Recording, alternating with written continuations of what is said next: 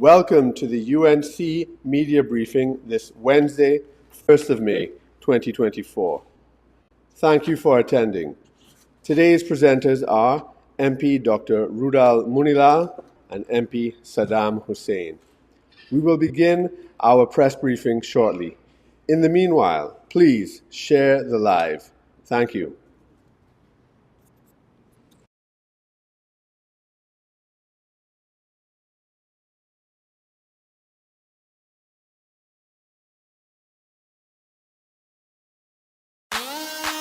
Everybody now, let's go. Come on, come on. Hey. Whoa, oh, whoa, oh, yeah, yeah, yeah. Whoa, oh, yeah, yeah. It's time to make a difference. It's time to turn that page. We got to do the right things if we want brighter days. Cause things ain't getting easy and the road ahead is tough. It's up to you and I to make the madness stop. Every day the things getting harder, and every day the things getting rough, and every day they hike the food prices and they implementing more tax. For the sake of our twin nation and the youths of the next generation, let's stand united, show we not divided. Let's show them now and send them a message now. Show them that we're the voice of hope. Send them a message now. Show them that our country ain't no joke. Send them a message now. Show them that we're the ones who care. Send them a message now. Oh, yeah, yeah.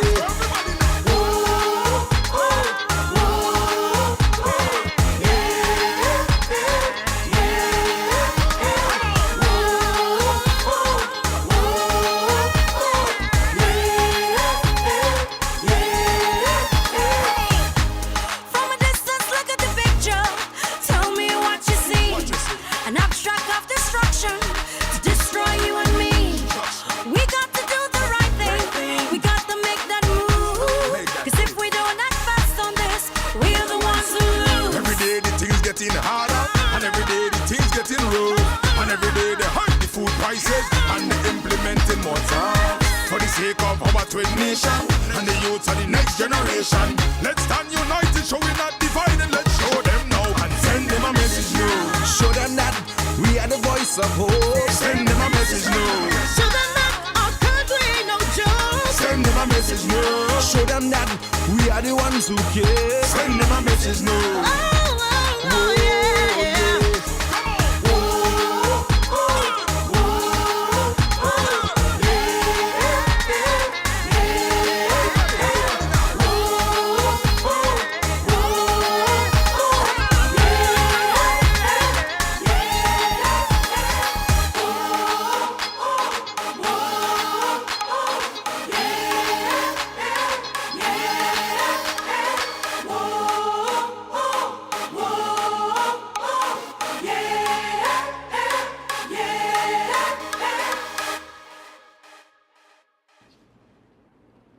Good afternoon, ladies and gentlemen of the press, supporters of the United National Congress, activists, friends, well-wishers across Trinidad and Tobago, across the Caribbean and the Hemisphere, tuning to our regular weekly press conference, midweek press conference. We are live from the headquarters of the United National Congress in Chaguanas, Trinidad. And today we intend to address several pressing matters in the national domain, including matters relating to the Auditor General and this scandal surrounding Minister Imbert, the Attorney General Amor, and their interactions with that independent Office of Auditor General. We intend to touch on matters pertaining to national security as well, and the Ministry of Housing. Joining me today is our extremely brilliant Attorney at Law, Member of Parliament for Barataria, Samoa, Shadow Attorney General in the opposition, and very eloquent Mr. Saddam Hosein, who will address us first, and later in the proceedings, I will return to make some remarks on some of the key issues that we face today. Thank you very much.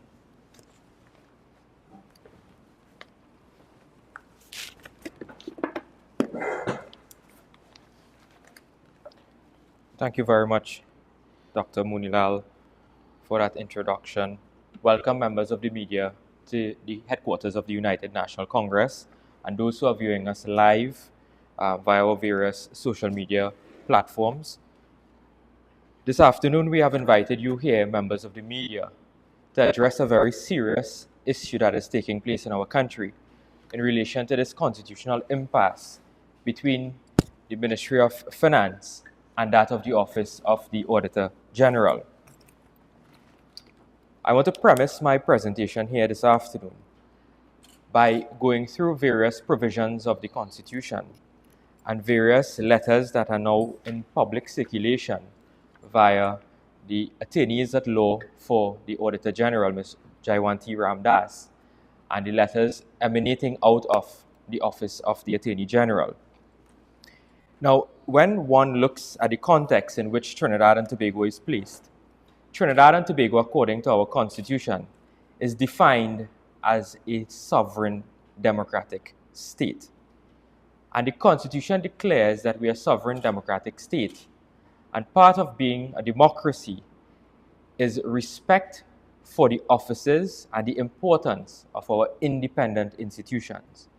And if you go through the Constitution, you have several independent institutions outside of the executive and the government. And those would include the Judiciary, the Elections and Boundaries Commission, the Director of Public Prosecutions Office, the Integrity Commission, the Salaries Review Commission, the various independent service commissions, the Office of the Ombudsman, and that of the Office of the Auditor General. And we have seen in this carnation and previous carnations of the PNM that they have attacked and attempted to destroy every independent institution in this country. You remember when they had the Speaker of the House under house arrest, they attempted to hound out of office a sitting Chief Justice. They attempted to hound out of office a sitting DPP. More recently, we saw attacks on the office of the DPP by the Attorney General. We have seen recently the collapse of the Police Service Commission. We have seen the Prime Minister attacking judges for making adverse findings against the government. We have seen that they have removed a sitting Commissioner of Police out of office, causing another constitutional impasse in this country. And now we have seen the Office of the Auditor General under fire by this PNM government.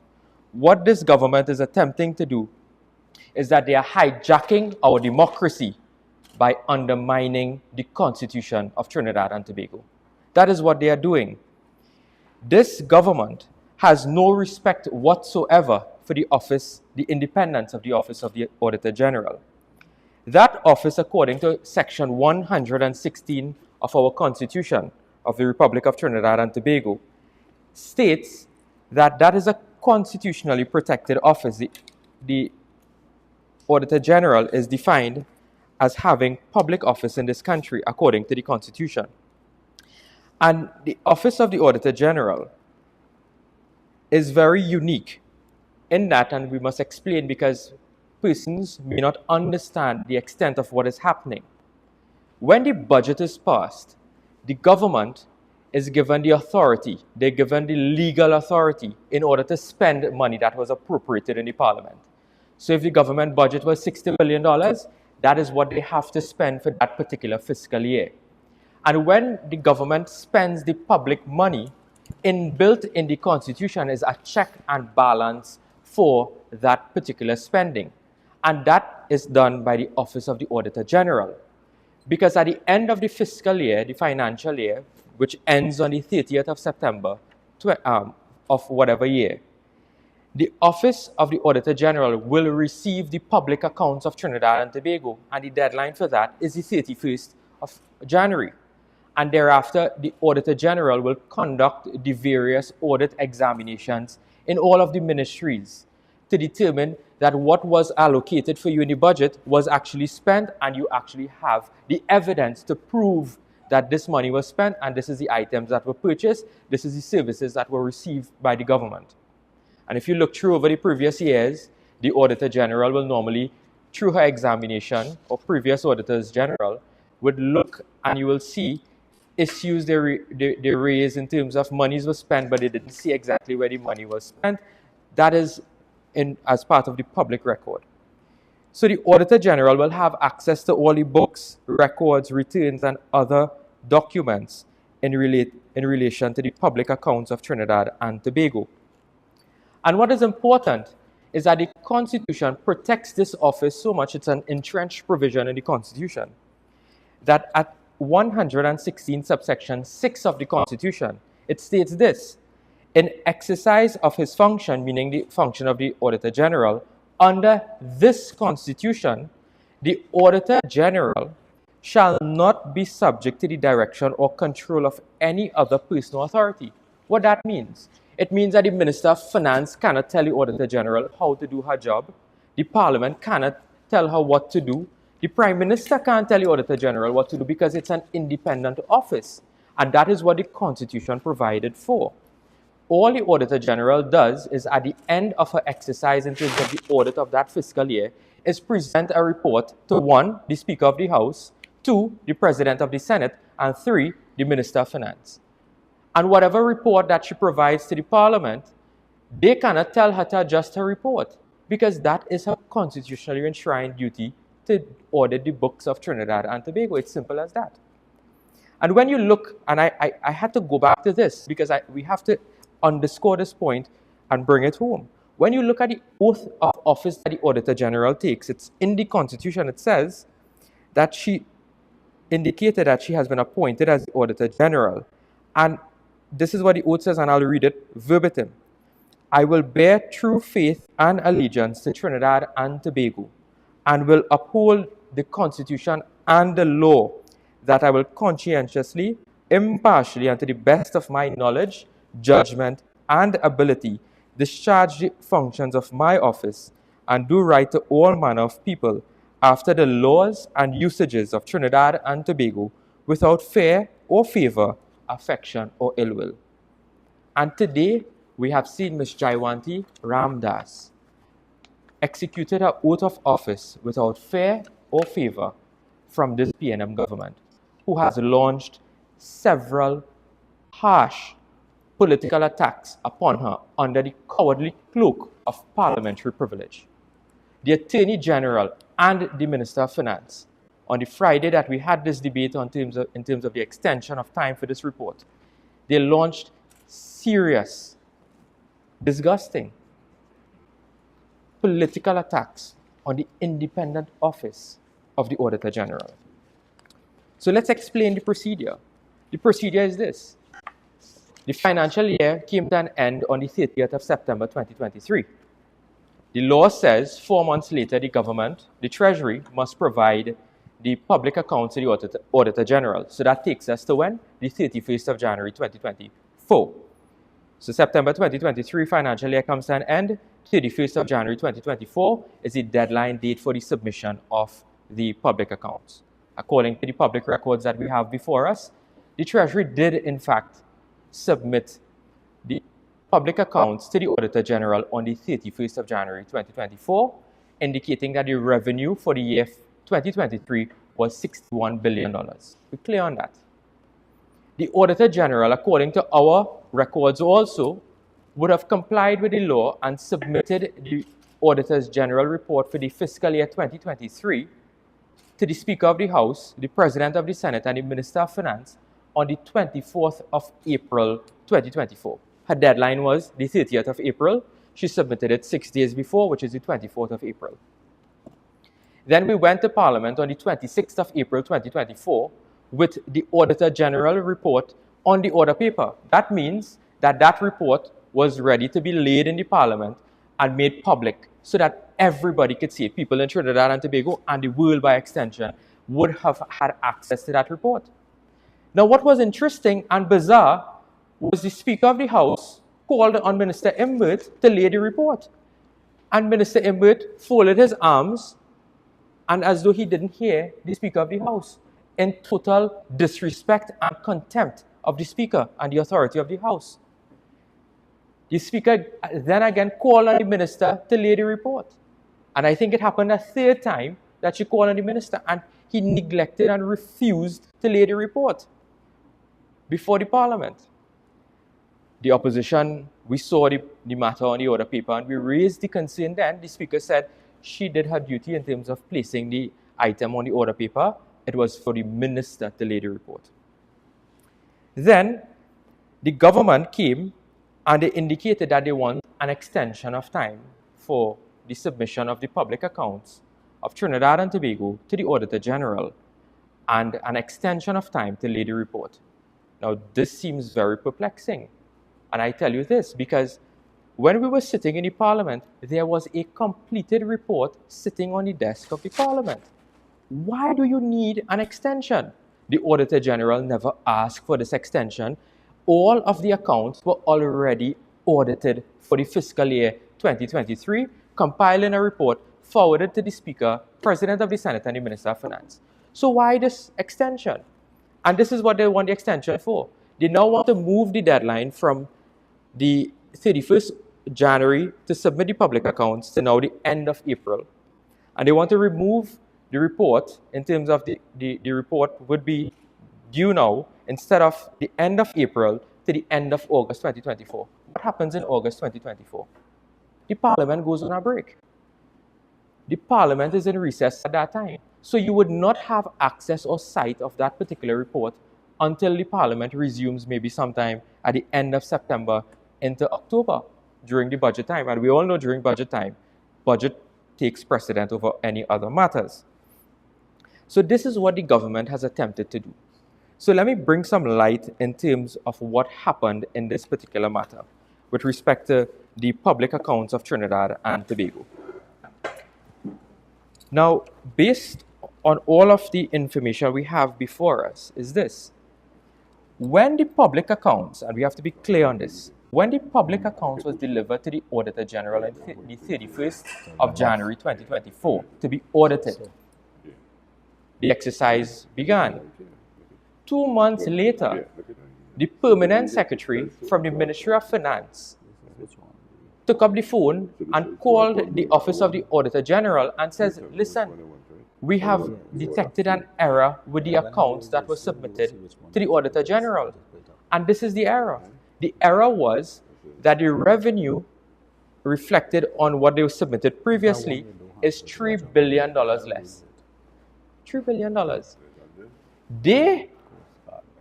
The Ministry of Finance has confirmed that they sent an account to the Auditor General where $3 billion was omitted. It is nowhere to be found. Now, that is bizarre. That is indeed bizarre.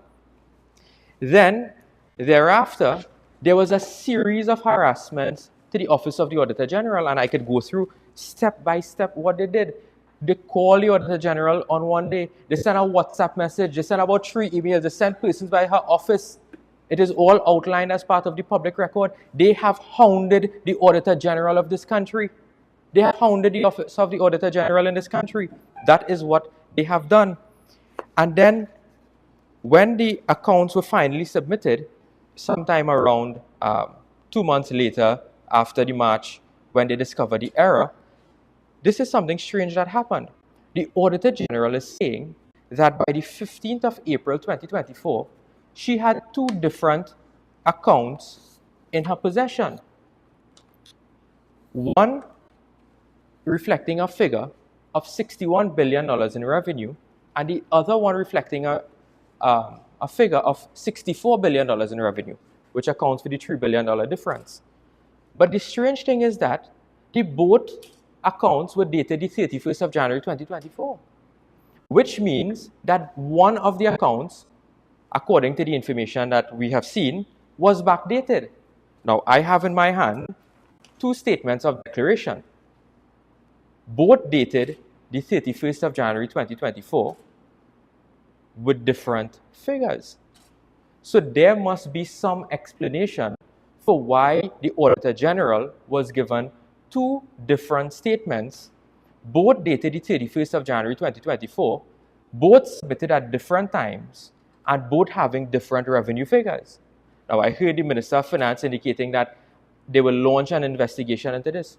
All they have to do, I believe, Dr. Moonilal, is just go into the dossier, based on the file at the ministry, pull up the correspondence and see exactly what was sent to the Auditor General office. This doesn't call for any big investigation. This is a very simple matter to determine whether or not the accounts were in fact backdated. And if what is being said is true, that is tantamount to fraud. That is tantamount to misbehavior in public office. How could you backdate, if that is true, the accounts, the public accounts of Trinidad and Tobago reflecting a revenue figure of $3.2 billion difference? Then there's another account. And this one here is now dated the 16th of April, 2024. So what the Auditor General has is one account dated the 16th of April 2024, one dated the 31st of January 2024, which was submitted after that date, and another one submitted on the 31st of January 2024, which was in fact submitted on that date. So this matter calls not only for an internal investigation, but there must now be a police investigation into what took place with respect to the handing over of these accounts to the Office of the Auditor General. That is what has to be taken place in this country now. Now, what we have seen again is this. When the Auditor General received the new amended accounts, she in fact audited the accounts. So I can't understand why they want an extension until the 30th of April to submit further accounts. The Auditor General, she audited the accounts, and you would see, based on what we're seeing in the public record, that the Auditor General could not find the evidence for this $3.2 billion. She couldn't find the evidence, for the $3.2 billion. In fact, what we have learned and what we have seen is this, is that there were no supporting documents to verify this increase of $3 billion for the audit examination. In fact, we are being told that the accounting books and the records of the Ministry of Finance does not reflect this new adjustment. So where is this $3 billion from? Where are they getting this additional $3 billion in revenue from? Where?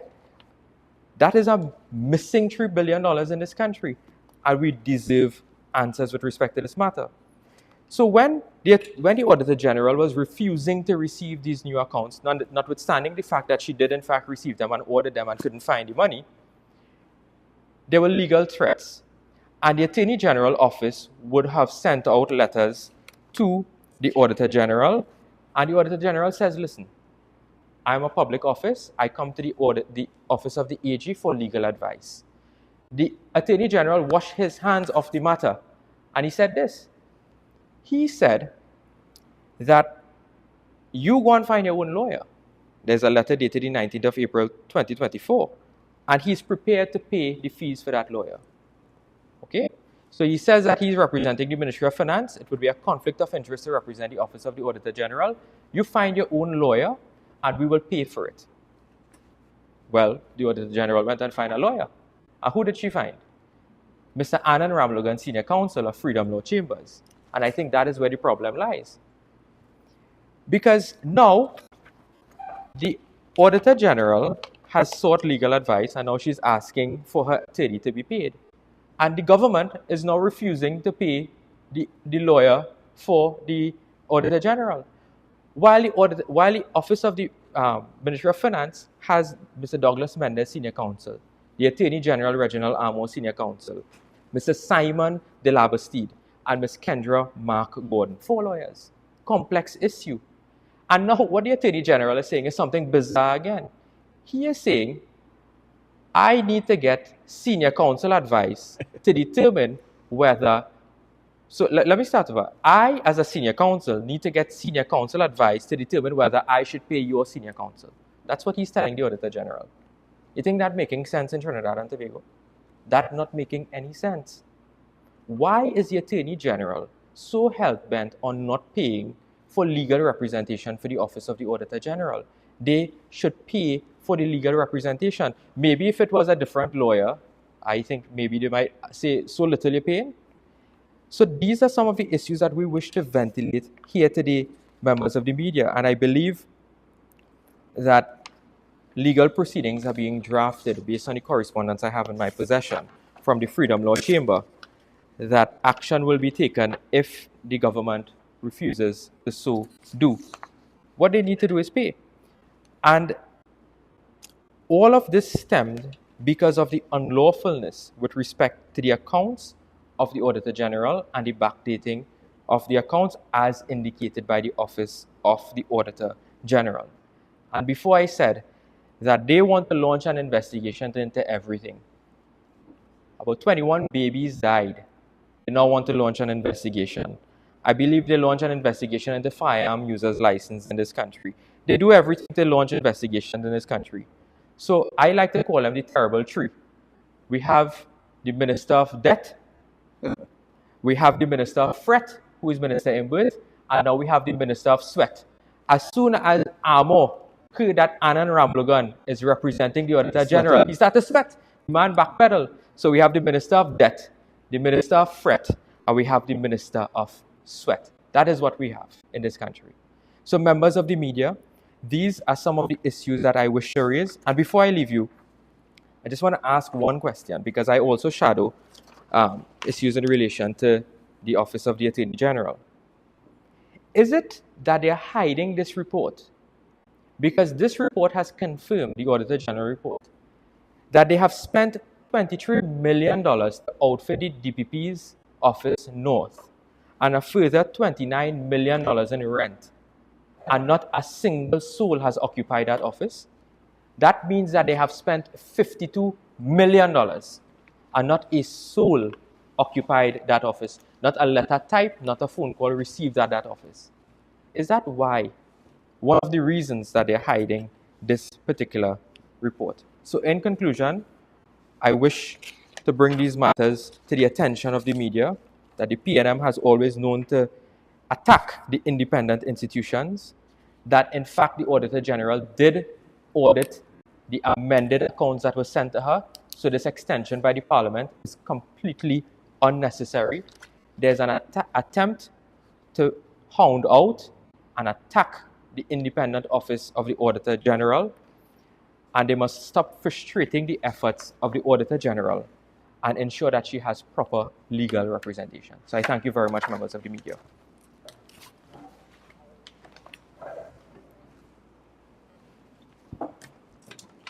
Thank you very much, Member of Parliament, Mr. Saddam Hosein, the member for Barataria Samoa, for what is a very revealing and eloquent explanation for this catastrophe that we are witnessing played out in the public space over the last week or so.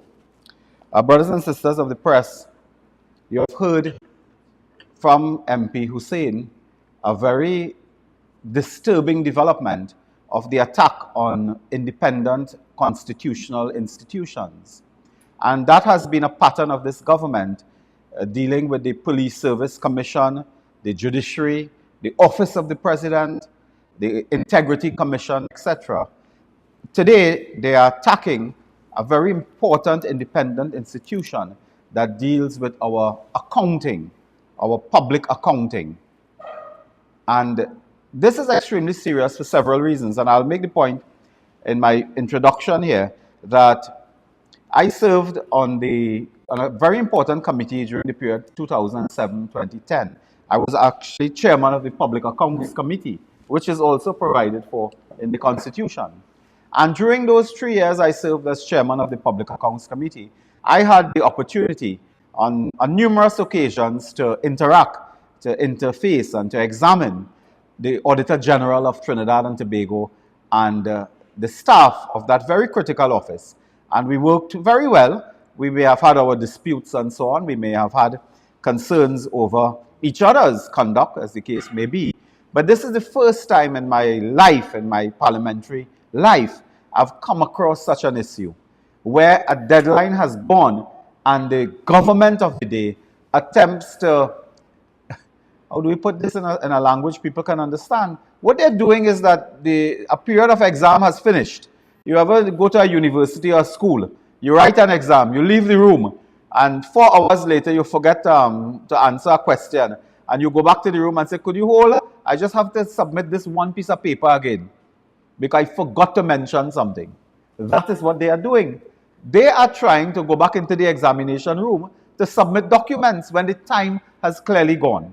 And this speaks to several issues, but I'll reflect on one issue which I'm not sure has been raised yet in the public domain. I really don't want to repeat what other persons have been saying and so on.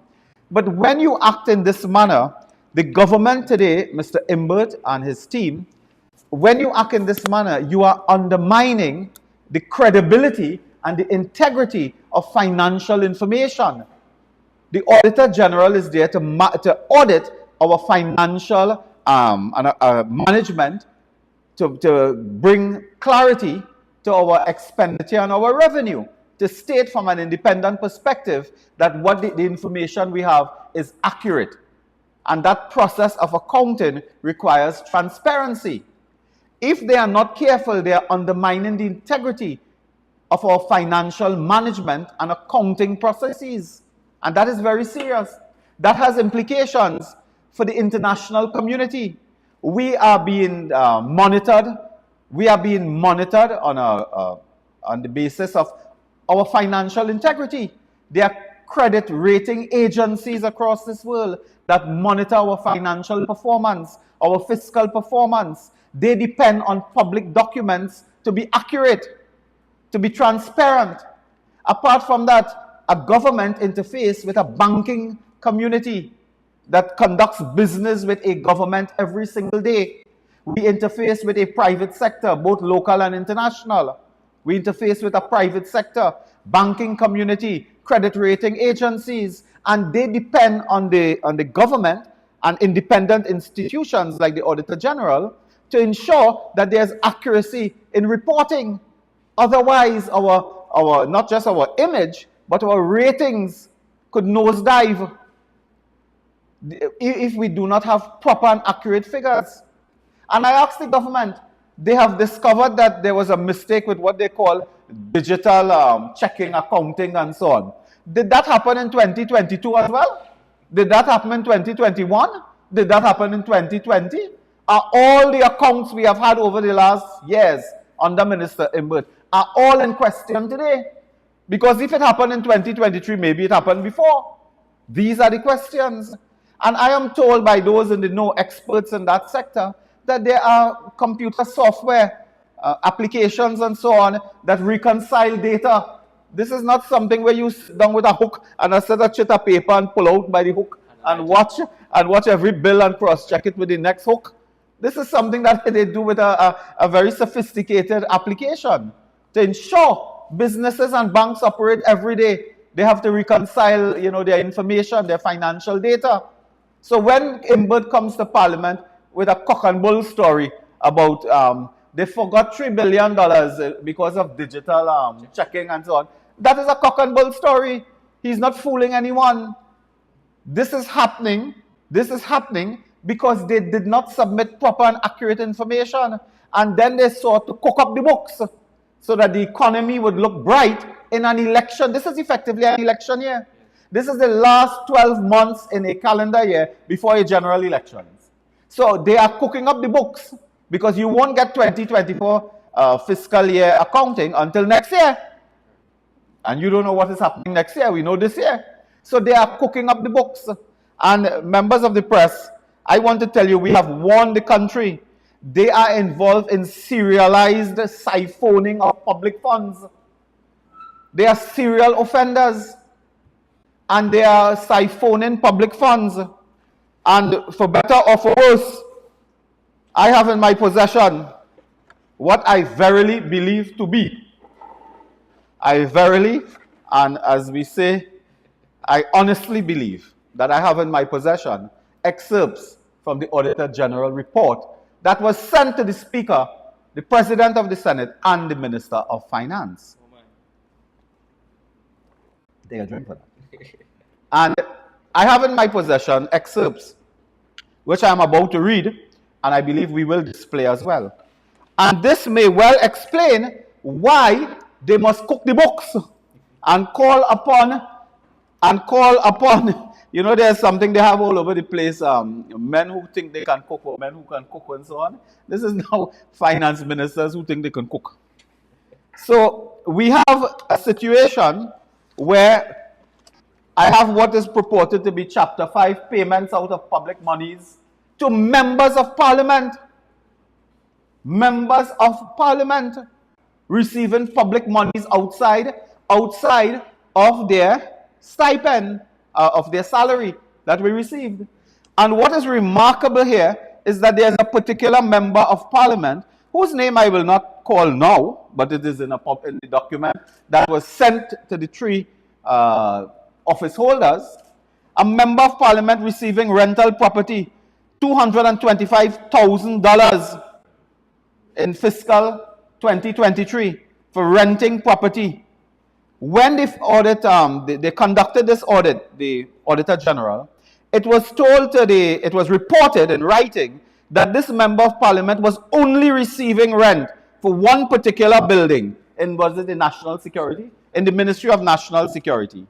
Do you know when the Auditor General actually conducted their own investigations now, pursuant to their statutory function? The government reported to the Auditor General that the particular member was receiving rent, presumably in his name, only from the Ministry of National Security, and other ministries were nil.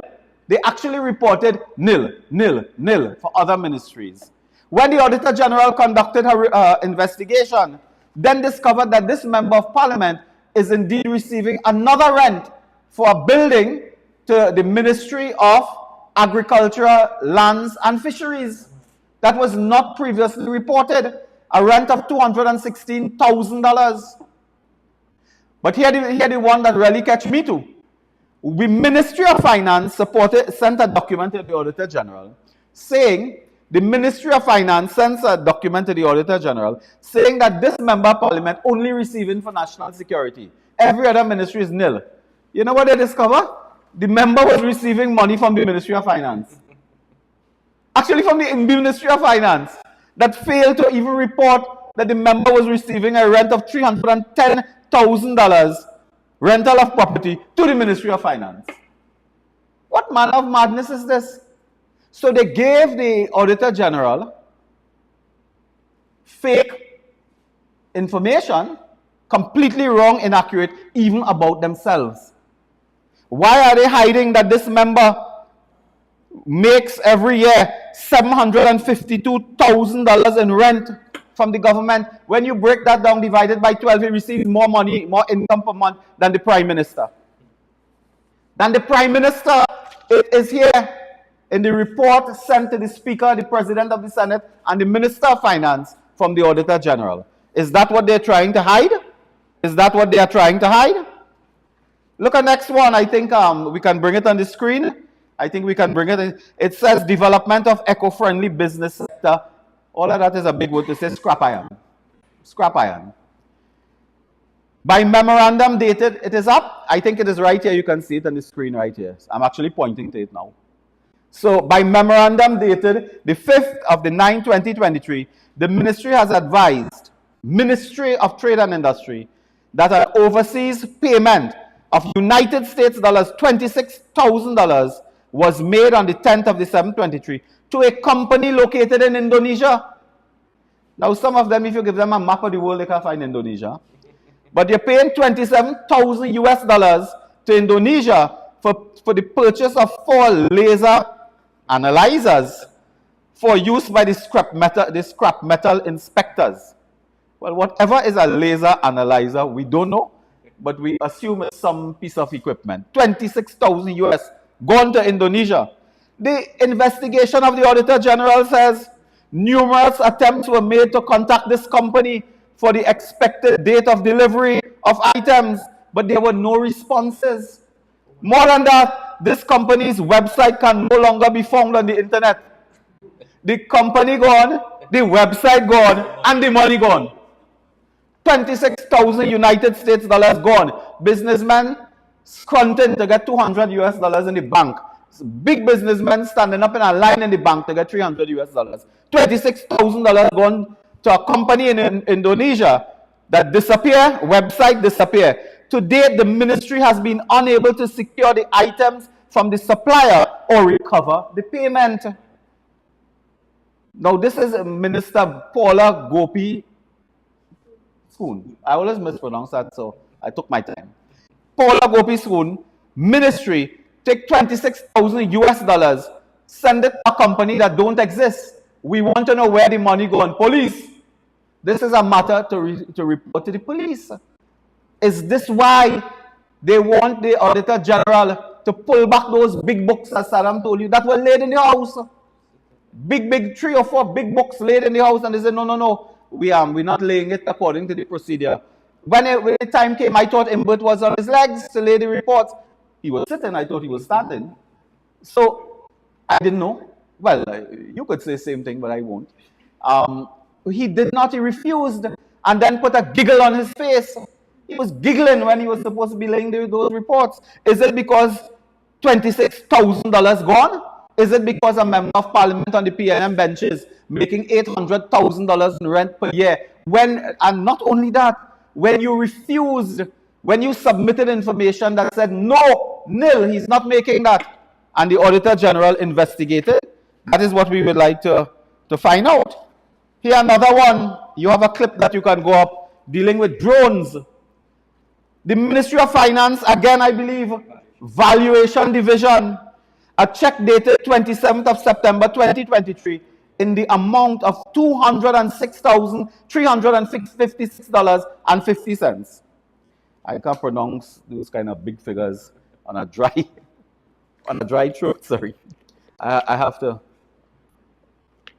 It's on your screen right here. You can see it. $206,356.50. That is how much money. And why is the Valuation Division buying drones? They policing? They're going to look for bandit and gang members and gun hunting? Do you hear what the Auditor General says? During a physical verification exercise in November 2023, that's just recently, not too far, the first drone was seen while the second drone was yet to be received. Drone gone. Company gone. Money gone. What is analyzer gone? Scrap iron analyzer gone. This is why they don't want those books to be made public. This is why. So we have drones. We have scrap iron laser analyzer. What else we have? Oh, Trinidad and Tobago Police Service. Auditor General reports, that there was an instance where a payment for a rental of vehicle was made in advance for a month. Payment for rental of vehicles to the amount of $1.4 million. Supporting documents for this payment bore no approvals from the accounting officer.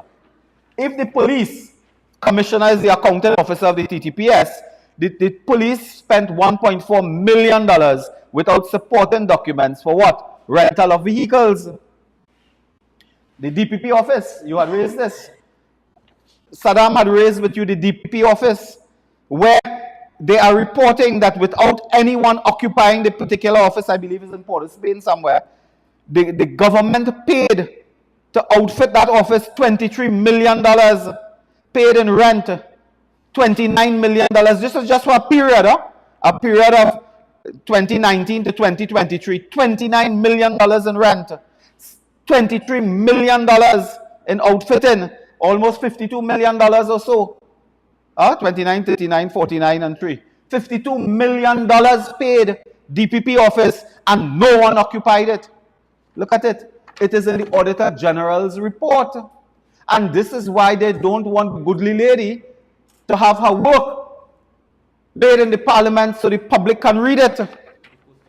This is what we had another one. I think I can share this. I don't want to give you too much today because we have about 400 pages to share with you in the coming days. So I can't give you all 400 pages in one shot, but I can tell you we had something of Coast Guard, yes.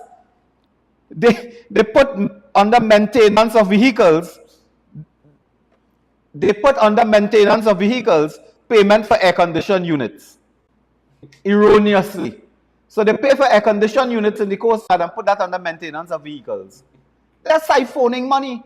And while they're doing that, the fire brigade fire officers are sleeping in the car park. They're sleeping in a parking lot because their air-conditioned units are not working. I said before, Minister Hines can fall asleep anywhere, but fire officers can't. They can't sleep any and anywhere, particularly in a parking lot. So these are some of the issues in the book. These are some of the issues that we wanted to raise today with the Auditor General's report. And I want to repeat what Mr. Hosein has said, that this is undermining the Constitution and public institutions that deal with that critical function of financial reporting. And when you reach a country with an image internationally when nobody trusts public accounts, your country, your economy will collapse. All our trading regimes and so on are built upon accuracy and integrity of financial reporting. So they are doing untold damage to the reputation of Trinidad and Tobago by this attack on the Auditor General. Mr. Hosein told you they surrounded her office. Mr. Imbert spoke in Parliament. Every day, 5 men and women in black suits with tie and so on descended and surrounded the building. The poor lady could not leave.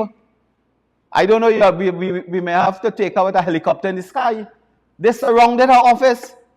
She could have taken a protection order against them. They were there harassing and hounding her down when the deadline for submitting information had gone. Quite rightly, she said, but what are you doing? You cannot give me information. You can't. I wanted to ask Reginald Amor, that's his name? They call him something else, I can't remember. Limo? No. I can't say that. But I want to tell Mr. Amor, when he was in Hewooden Law School, or whatever law school he come from, if he went to law school, did he finish an exam, go outside and run back inside to slip in a paper in the exam script? Because that's what they're doing now. They're running back inside to slip in a paper to explain, to say they make $3 billion more. Here the figure, $3 billion. This is not $50,000. Oh, we forget a piece of detail about the rental of a motor car for the ministry for $100,000. No. $3 billion. And there's a weird development here. If you believe everything Imbert and Amor said, and nobody believes nothing they say, assuming you believe that, nobody do. If you believe the attorney at the Auditor General, most right-minded people believe what she's saying. You know there's still an issue that is indisputable there. That $780 million cannot be accounted for.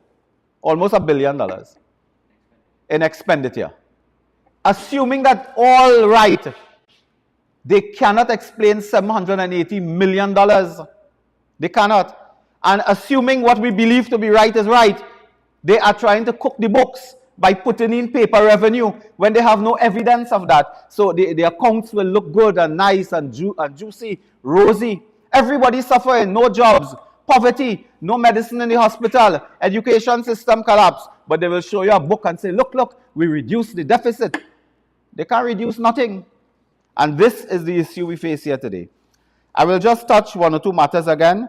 Remind members of the press I issued a statement yesterday, so I will not read the statement. Yesterday on the HDC. The HDC is moving with an obscene haste to throw people out of their homes. People who have been in possession of HDC units for 10 years. I have had as Shadow Minister of Housing, I have interviewed several persons who have received eviction notices.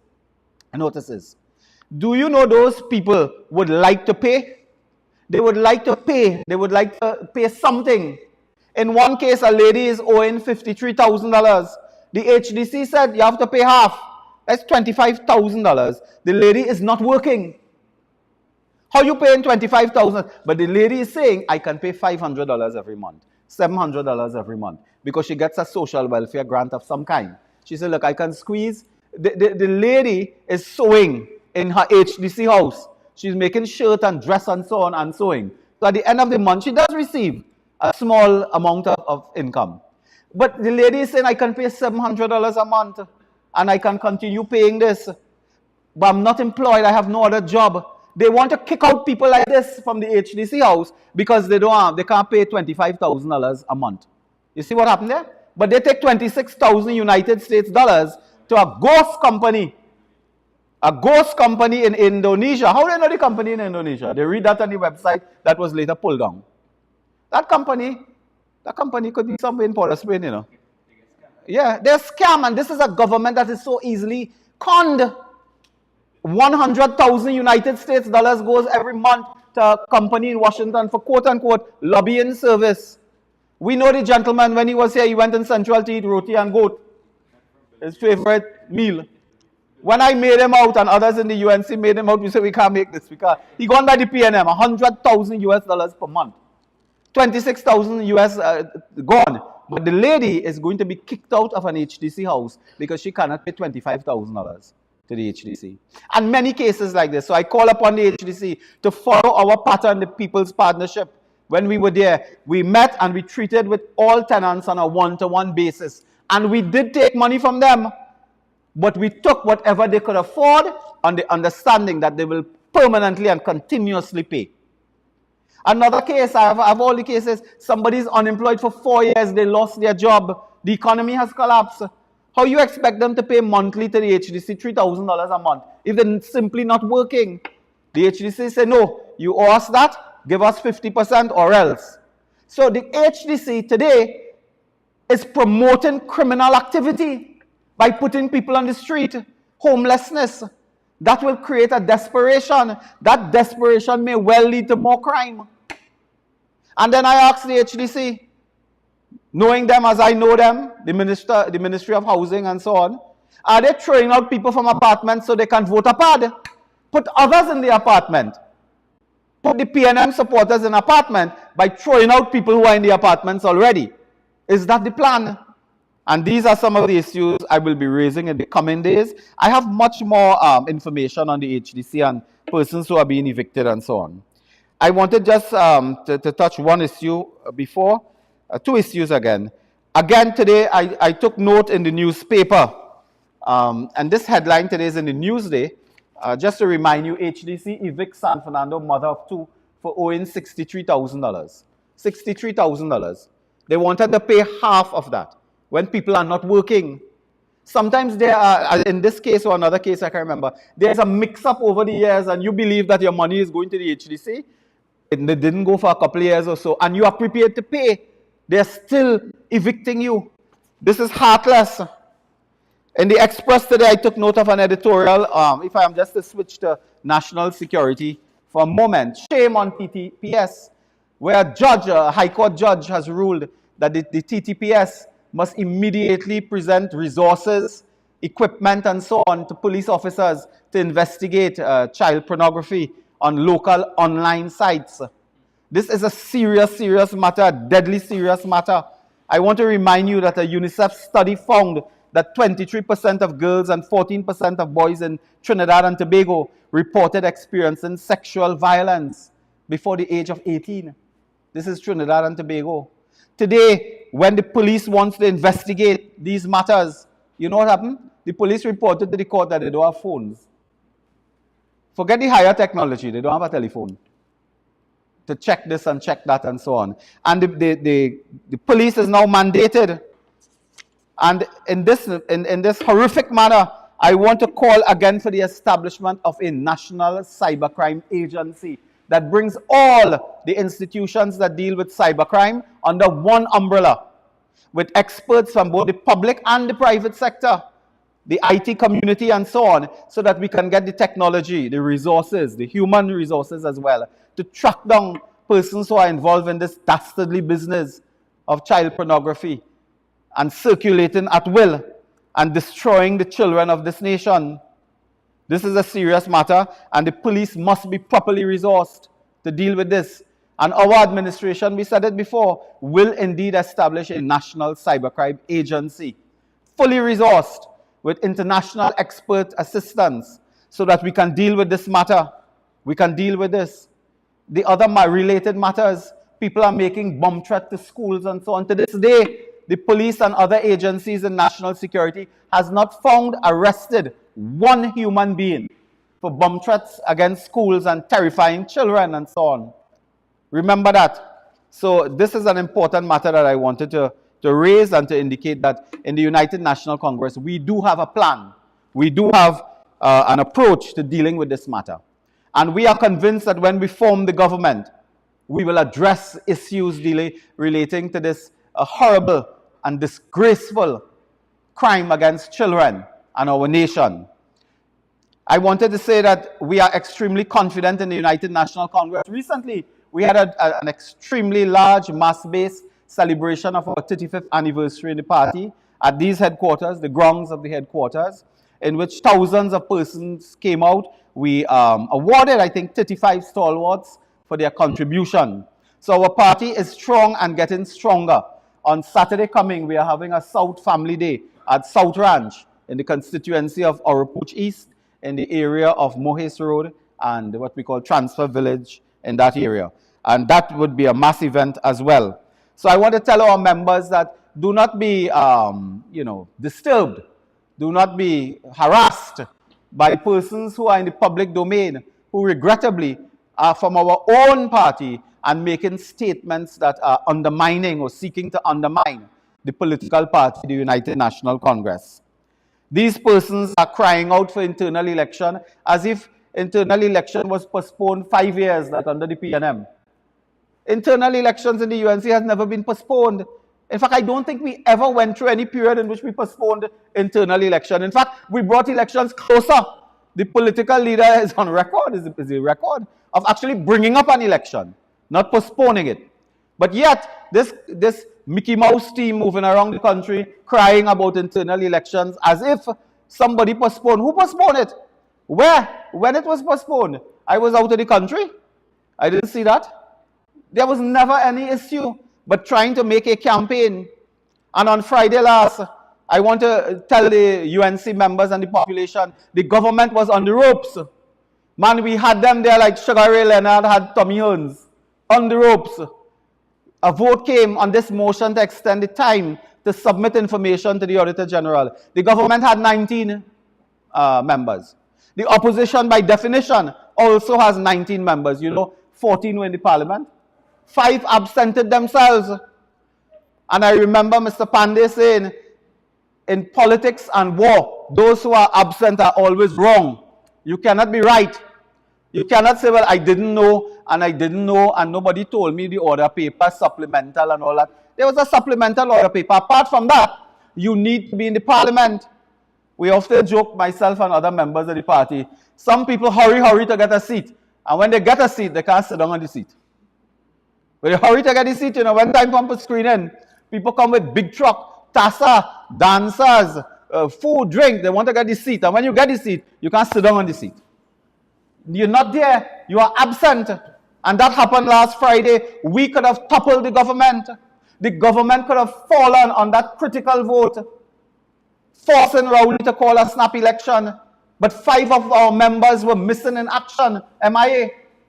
And 2 days after they making comment, we didn't know this and we didn't know that, and the whip didn't tell me this and the whip didn't tell me that. You must be in the parliament. How the whip will find you? Huh?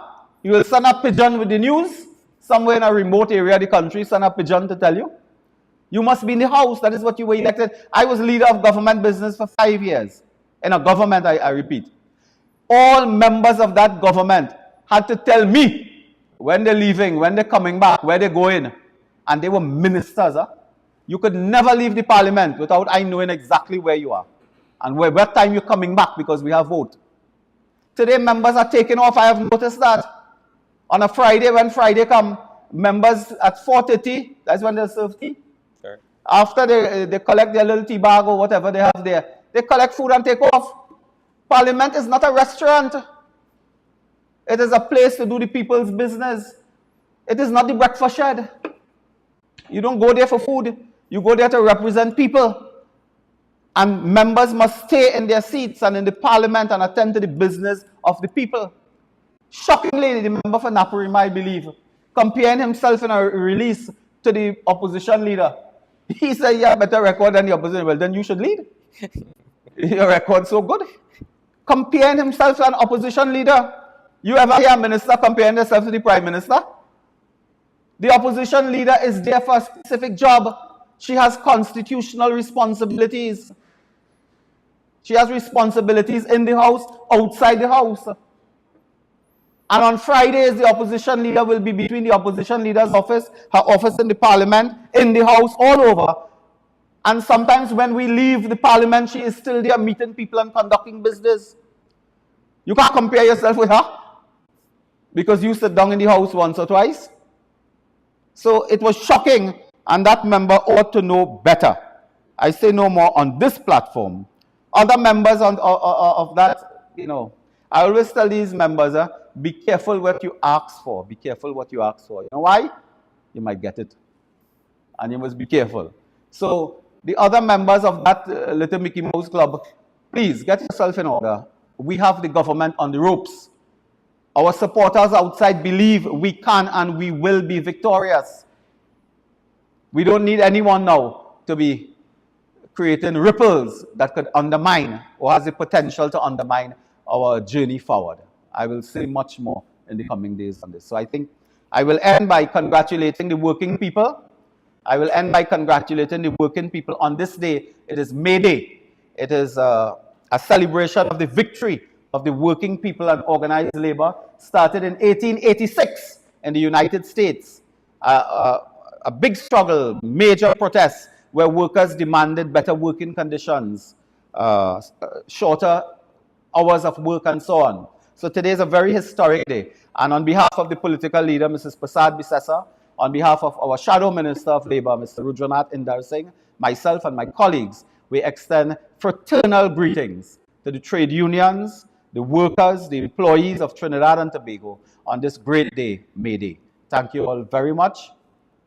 And yes, of course, I'm finished with my piece. So if there are questions from members of the press, I don't know what you could be asking. Things sounded so clear. If you would be asking any questions, I'm sure that we will. You articulated both the judges and yourselves quite clearly, so I won't be too long with the questioning. And perhaps to Dr. Moonilal, the excerpts you were quoting from is from the Auditor General's report, right? Correct. Right.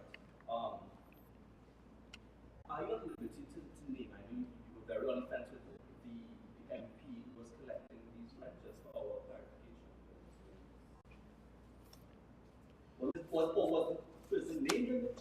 The person was named in the report. At this stage, I'll prefer not to name the person, but the report is there, the person's name is there. I'm hoping that is not deducted.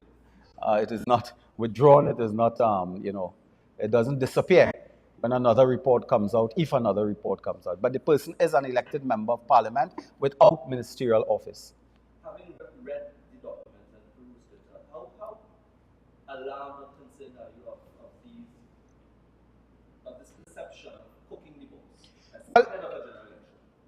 Ahead of a general election, it is critical that the information we receive from state agencies and constitutional institutions are accurate as possible. The document, the report themselves lend itself to transparency, accountability. As I've said, this has huge implications for our international reputation. But apart from that, the government has always had this tendency to play around with institutions that collect data. You remember the statistics, the institution that collect statistics, statistical office. They have always had run-ins with those institutions and so on. But this is more diabolical because this is a case where the Auditor General has completed her report, sent it to the office holder, satisfied all her requirements under the law. And then they came after when the matter was, what's functus? When it is functus, when it is no longer existing, it is not in existence anymore. They came back with a slip of paper and said, no, you got it wrong. We have this, chuck in this. You cannot do that. I mean, you simply cannot do that.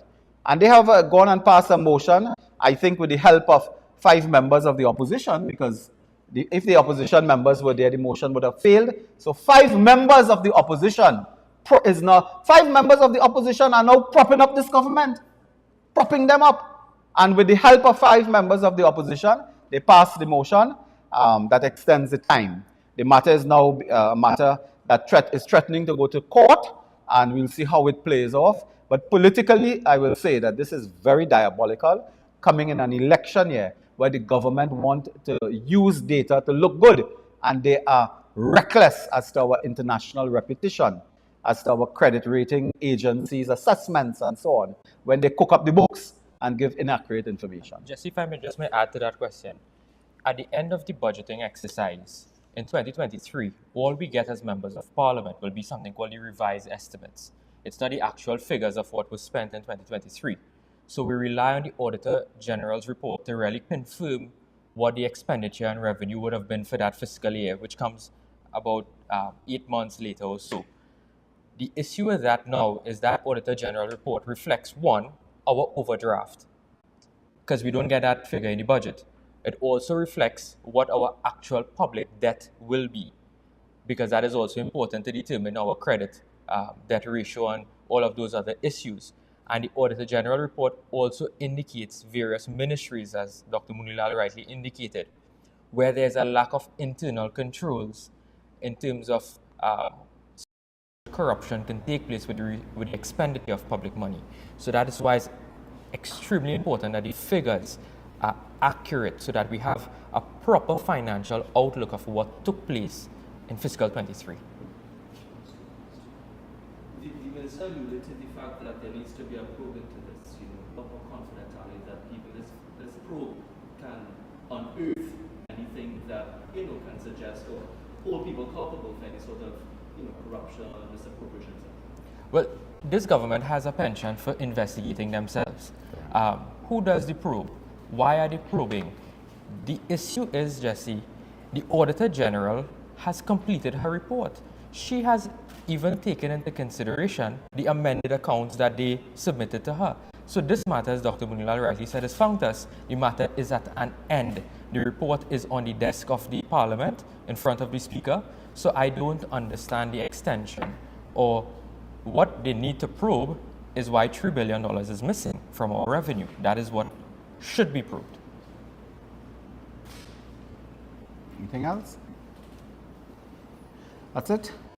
Okay, if no other questions, I'd like to thank all members of the press in attendance, not only physically here, but many, of course, are looking at the social media platforms of this press conference. I'd like again to invite our supporters, well-wishers, members of the public to join us on Saturday coming at, we begin at 10 a.m., but it's an all-day event, family sports, family fun day at the South Ranch in the constituency of Oropouche East, located at Mohis Road and Transfer Village. Join us for the UNC South Regional Family Day. We'll have a wonderful time with the folks down there as part of our 35th anniversary celebrations. So thank you all. Thank you. God bless. Thank you very much. Well done. Everybody now, let's go. Come on, come on. Hey. Whoa, oh, whoa, oh, yeah, yeah, yeah. Whoa, oh, yeah, yeah. It's time to make a difference. It's time to turn that page. We got to do the right things if we want brighter days. Cause things ain't getting easy and the road ahead is tough. It's up to you and I to make the madness stop. Every day the things getting harder, and every day the things getting rough, and every day they hike the food prices, and they implementing more tax for the sake of our twin nation and the youths of the next generation. Let's stand united, so we're not divided. Let's show them now and send them a message now. Show them that we're the voice of hope. Send them a message now. Show them that our country ain't no joke. Send them a message now. Show them that we're the ones who care. Send them a message now. Oh, oh, oh, yeah, yeah. Everybody now. Whoa, oh, whoa, oh, yeah, yeah, yeah. Whoa, oh, whoa, yeah, yeah. From a distance, look at the picture. Tell me what you see.